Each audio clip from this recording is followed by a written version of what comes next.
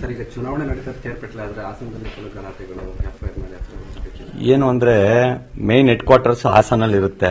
ಕೆಆರ್ಪೇಟೆಯಲ್ಲಿ ಭೂಕಂಪ ಆದ್ರೆ ಅದರ ಎಫೆಕ್ಟ್ ಹಾಸನದಲ್ಲೂ ಇರುತ್ತೆ. ಹಂಗಾಗಿ ಕ್ಷೇತ್ರ ಕಳ್ಕೊಂಡಾಗ ಸ್ವಲ್ಪ ಅಲ್ಗಾಡೋದು ಸಹಜ.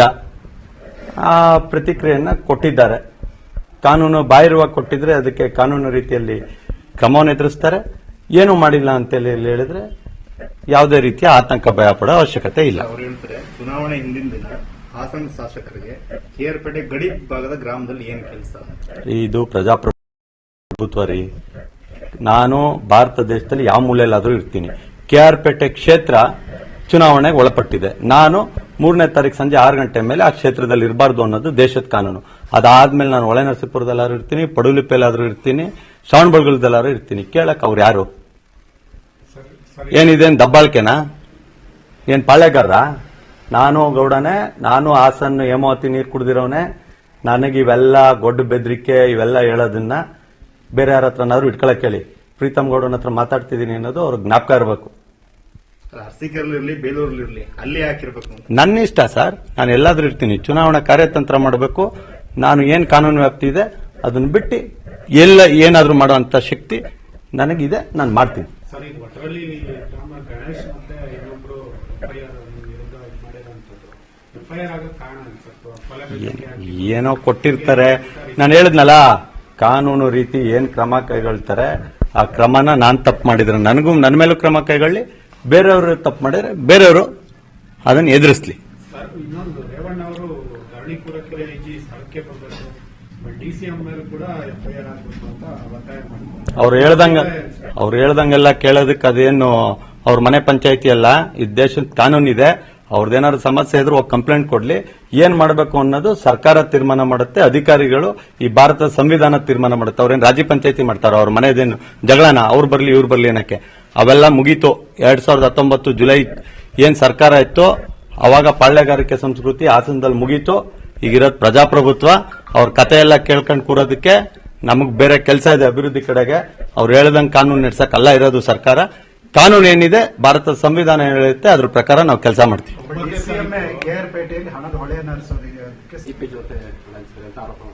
ಇವ್ರ ಮಗನ್ ಚುನಾವಣೆ ಮಾಡಬೇಕಾದ್ರೆ ಇವ್ರೇನು ಕೊತ್ತಂಬರಿ ಸೊಪ್ಪು, ಸಾಂಬಾರ್ ಸೊಪ್ಪು ಹಂಚ್ಬಿಟ್ಟು ನಿಂಬೆಹಣ್ಣು ಹಂಚ್ಬಿಟ್ಟು ಚುನಾವಣೆ ಮಾಡಿದ್ರ?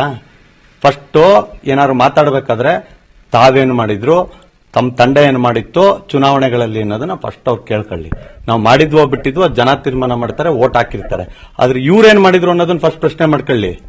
ಸುಮ್ಮನೆ ಬೇರೆಯವರಿಗೆ ಸೋಲ್ತೀವಿ ಅಂದ ತಕ್ಷಣ ರೀಸನ್ ಹುಡ್ಕೊಬಿಟ್ಟವ್ರೆ. ರೇವಣ್ಣ ಅವ್ರು ಇನ್ಚಾರ್ಜ್ ಆಗಿದ್ರು, ಇಡೀ ರಾಜ್ಯದ ಚುನಾವಣೆ ನೋಡ್ತಾ ಇದೆ ಕೆಆರ್ಪೇಟೆ. ಸೋತ್ರ ಮರ್ಯಾದೆ ಹೋಗುತ್ತೆ ಅಂತ ಅದಕ್ಕೆ ಏನ್ ಮಾಡಬೇಕು ಅದನ್ನ ಈಗಲೇ ಹೇಳ್ಕೊಂಡವ್ರೆ. 9ನೇ ತಾರೀಕು ಅವ್ರನ್ನು ಕರೀರಿ ಚರ್ಚೆಗೆ. ನಾನು ಚರ್ಚೆಗೆ ಬರ್ತೀನಿ. ಎಲ್ಲಾ ಟಿವಿಲೂ ಡಿಬೇಟ್ ಆಗ್ಲಿ. ಏನು ಅವ್ರ ಸಾರ್ವಭೌಮತ್ವ ಇತ್ತು ಹಳೆ ಮೈಸೂರು ಭಾಗದಲ್ಲಿ, ಕೆಆರ್ಪೇಟೆ ಮೂಲಕ ಅದು ಕಳಚಬೀಳಲಿದೆ. ಮುಂದಿನ ದಿನಗಳಲ್ಲಿ ಅದು ಯಾವ್ಯಾವ ರೀತಿ ತಿರುಪಡುತ್ತೆ ಅನ್ನೋದನ್ನ ನೀವೆಲ್ಲರೂ ಕಾದ್ ನೋಡಿ.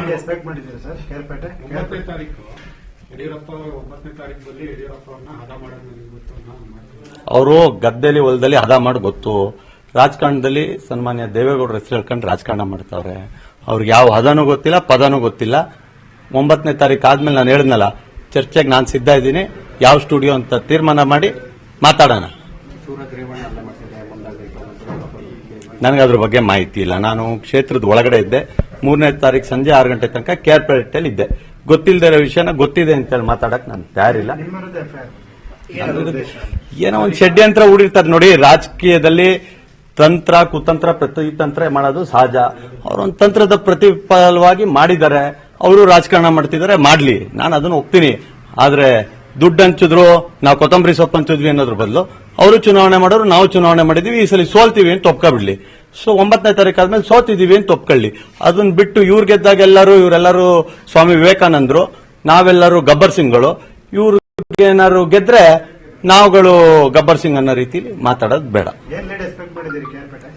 ಚುನಾವಣೆಯಲ್ಲಿ ಗೆಲ್ತೀವಿ. ಗೆಲುವು ಅಭೂತಪೂರ್ವ ಗೆಲುವಾಗಿರುತ್ತೆ. ಅದು ನೋಡ್ಕೊಳ್ಳೋ ತರ ಇರುತ್ತೆ.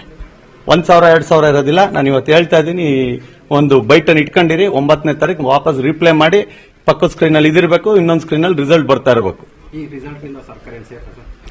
ಸರ್ಕಾರ ಯಾವತ್ತೂ ಸೇಫೆ. ಇನ್ನಷ್ಟು ಸುಭದ್ರವಾಗುತ್ತೆ. ಈ ಸರ್ಕಾರ ಅಭಿವೃದ್ಧಿ ಪರವಾಗಿರುತ್ತೆ. ರಾಜ್ಯದ ಜನರ ಆಶಯ ಇದಂತೆ ಅಭಿವೃದ್ಧಿ ಪಥದ ಇನ್ನೂ ಹೆಚ್ಚು ವೇಗವಾಗಿ ಈ ಸರ್ಕಾರ ಕೆಲಸ ಮಾಡುತ್ತೆ. ಹಾಗೆ ಚುನಾವಣೆ ಶಾಸ್ತ್ರ ಅನ್ನೋ ದಿನಗಳಲ್ಲಿ ಜೆಡಿಎಸ್ನವರು ನಾವು ಮೈತ್ರಿ ಮಾಡ್ಕೊಳ್ತೀವಿ ಅನ್ನೋ ಮಾತುಗಳು ಕೂಡ ಕೇಳ್ಕೊತಿತ್ತು, ಸರ್ಕಾರ ಉಳಿಸ್ತೀವಿ ಅನ್ನೋ ಮಾತನಾಡ್ತಿತ್ತು. ನಾನು ಬೆಳಗ್ಗೆ ಒಂದು ಮಾತಾಡೋರ್ನ, ಮಧ್ಯಾಹ್ನ ಒಂದು ಮಾತಾಡೋರ್ನ, ಸಂಜೆ ಒಂದು ಮಾತಾಡೋರ ಬಗ್ಗೆ ಕಮೆಂಟ್ ಮಾಡಲ್ಲ. ನಮ್ಮ ಭಾರತೀಯ ಜನತಾ ಪಾರ್ಟಿನೇ 118ರಿಂದ 120 ಸ್ಥಾನ ಆಗುತ್ತೆ 9ನೇ ತಾರೀಕು ನಂತರ. ಯಾರ ಅವಶ್ಯಕತೆನೂ ಇರಲ್ಲ. ಅವಶ್ಯಕತೆ ಬಿದ್ದವರೇ ಬಂದ್ರೆ ಕೂರಿಸಿ ಚೇರ್ ಕೊಟ್ಟು ಕೂರಿಸಿ ಕಾಫಿ ಕೊಡ್ತೀವಿ. ದಾರಿಲಿ ಬೀದಿಲಿ ಬೈದ ನಡ್ಕೊಂಡು ಓಡಾಡ್ತಿದ್ರೆ ನಮಗೂ ರಾಜಕಾರಣ ಮಾಡಕ್ ಬರುತ್ತೆ, ನಾವು ಮಾಡ್ತೀವಿ.